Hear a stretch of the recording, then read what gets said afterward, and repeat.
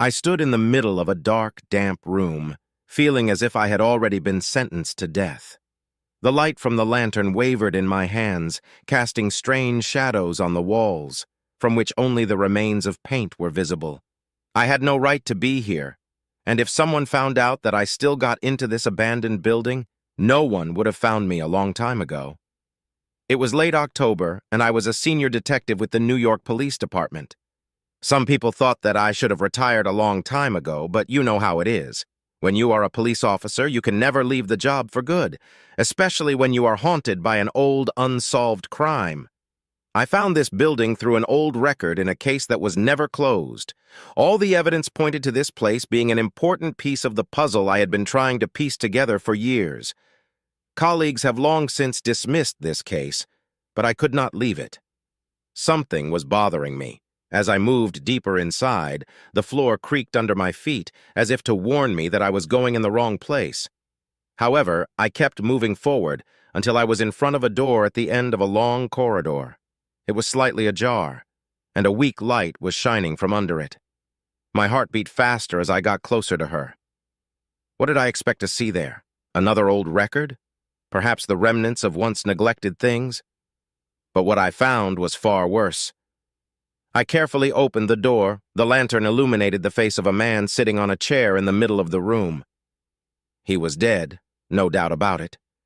But his eyes, they were wide open, and he seemed to be looking straight at me. His hands were tied behind his back, and a grimace of horror froze on his face. It was a recently missing informant who was working undercover for me. What was he doing here, and who killed him? But these were not the only questions that began to scroll through my head.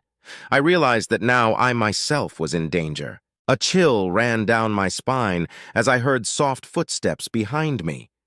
I turned sharply, prepared for the worst. In the light of the lantern, I saw a dark figure that stopped just a few steps away from me. My fingers instinctively tightened around the handle of the gun, but before I could raise the weapon, the figure spoke. "Don't shoot, detective!" A deep voice echoed through the silence, as if cutting it to pieces. "You've come too far to just leave here." I did not know this voice, but I felt that it knew me.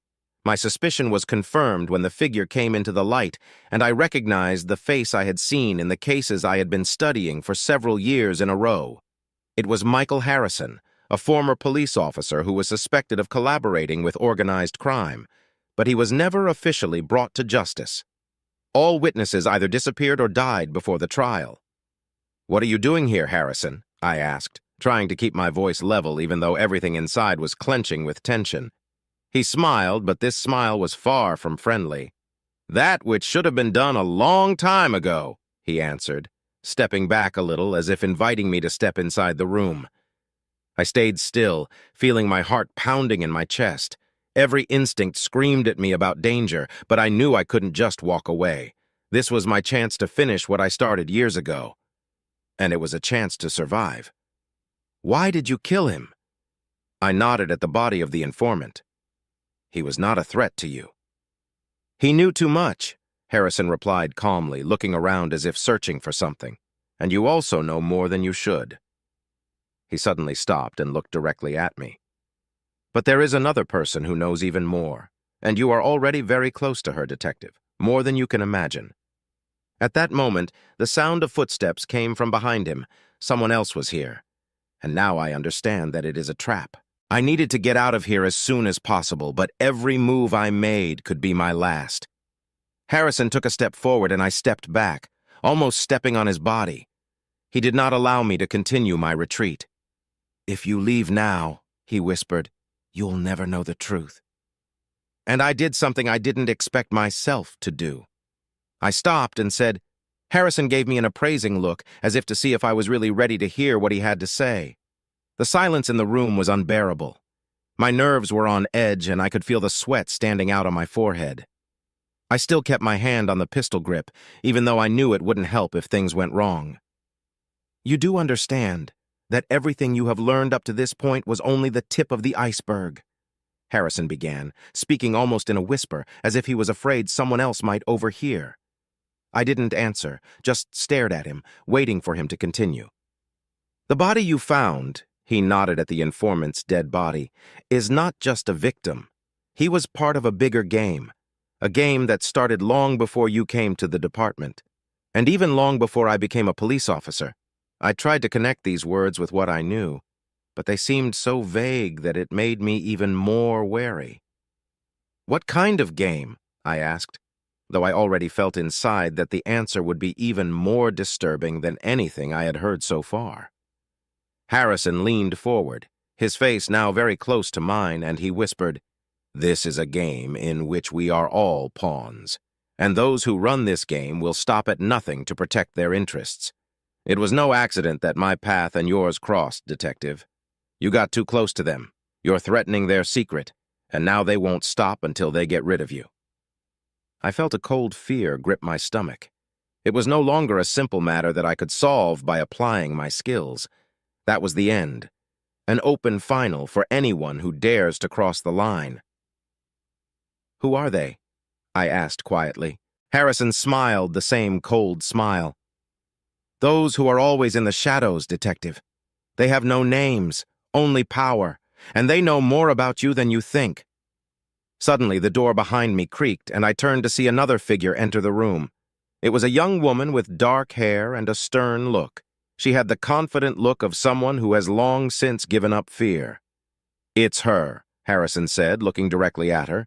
"She knows the truth, and now it's your turn to decide if you're ready to hear it." The woman came closer, and I felt something in the atmosphere change. She looked at me like she was trying to gauge whether I was worth her time.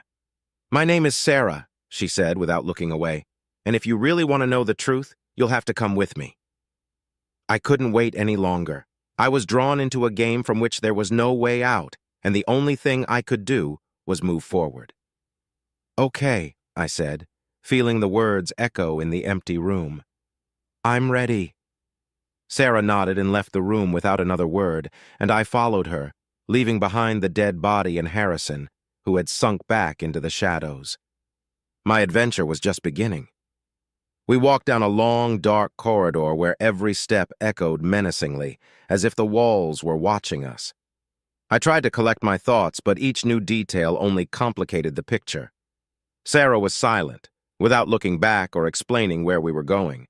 I could only follow her, although every instinct told me that a trap might lie ahead.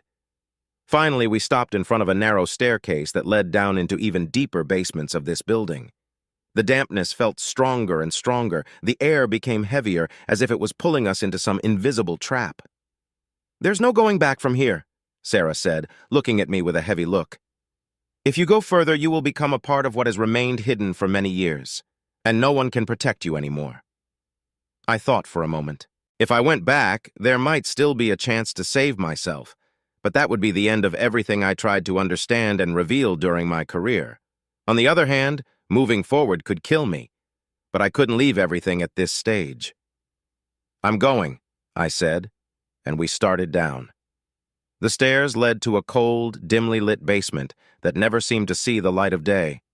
The smell of dampness mingled with the feeling of dread that gradually gripped me.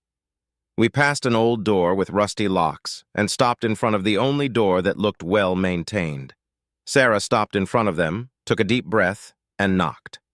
The door quietly opened, and a tall, middle-aged man with gray hair on his temples appeared in front of us.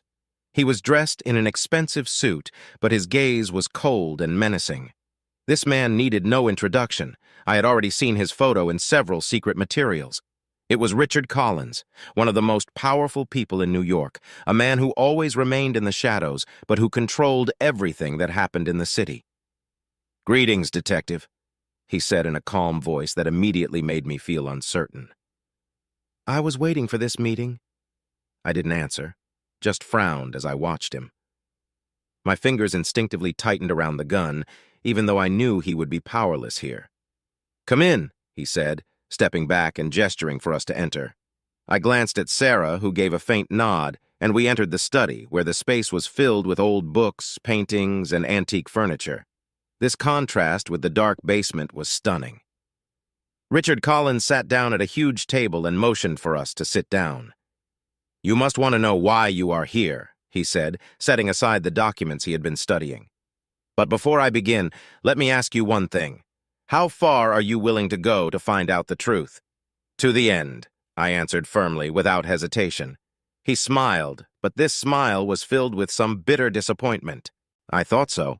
But unfortunately, the truth is something that can break even the strongest. Richard leaned forward and began to say things that made me question everything I knew about this world, about justice, and about my job. He talked about the secret organizations that ran the city, about the corruption that spread to all levels of government, and about the people who fell victim to this system without leaving even a trace behind. Your informant, he continued, was just a small cog in a big machine. He knew his time was coming, so he tried to escape, but you know what happened next. I felt something in my stomach turn. Everything I heard was so terrifying and real that I wanted to deny it, walk out of that office and never come back. But I knew that this would not happen again. Now, said Collins, leaning even closer, make up your own mind. Are you willing to be a part of this game, or would you rather forget everything you've heard today and try to save your life? I didn't know what to answer. My hands were shaking, and my brain was paralyzed with fear and incomprehension. I'd already come too far, but I sat in silence trying to gather my thoughts. Richard Collins' proposal was stunning. On the one hand, I was a detective who dedicated his life to fighting crime and justice. On the other hand, I just realized that this justice, for which I fought so hard, was only an illusion, behind which even darker and more sinister forces hid.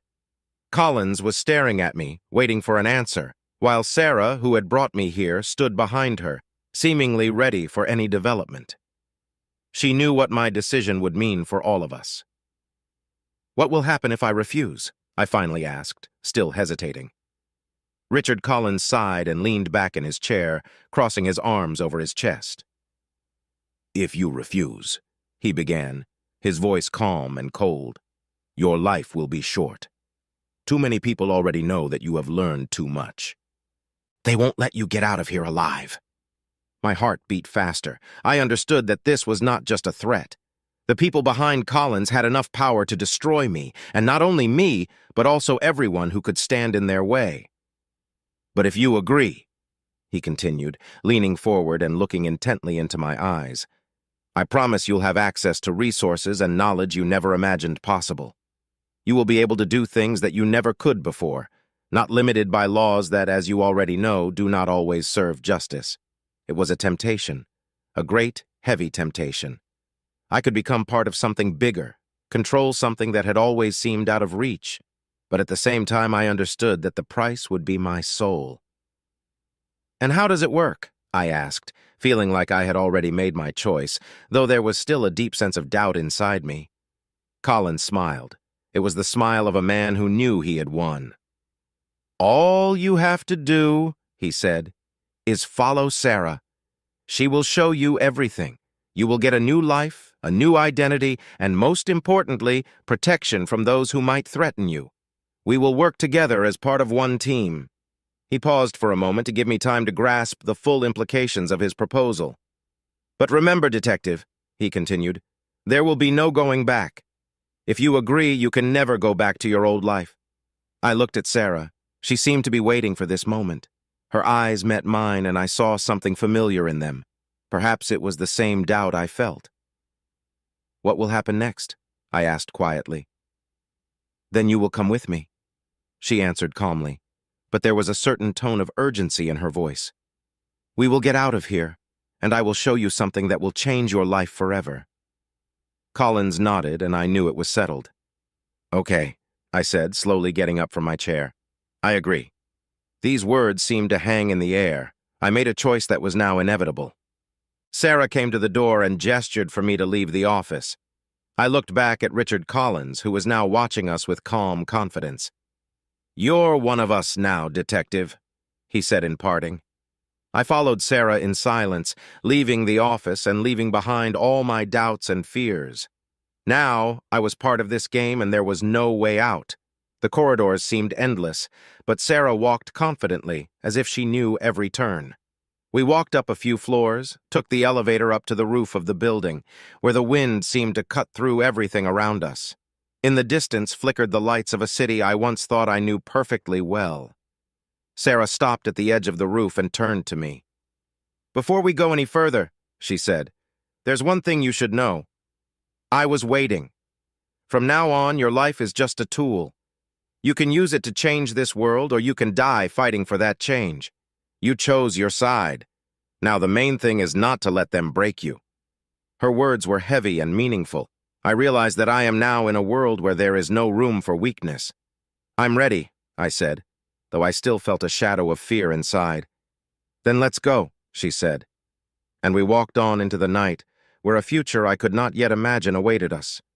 New York at night stretched out before us like an endless sea of lights flickering in the darkness. From the roof of the building, everything seemed so far away, almost unreal. I could feel the wind hitting my face as if trying to release the tension, but nothing was helping.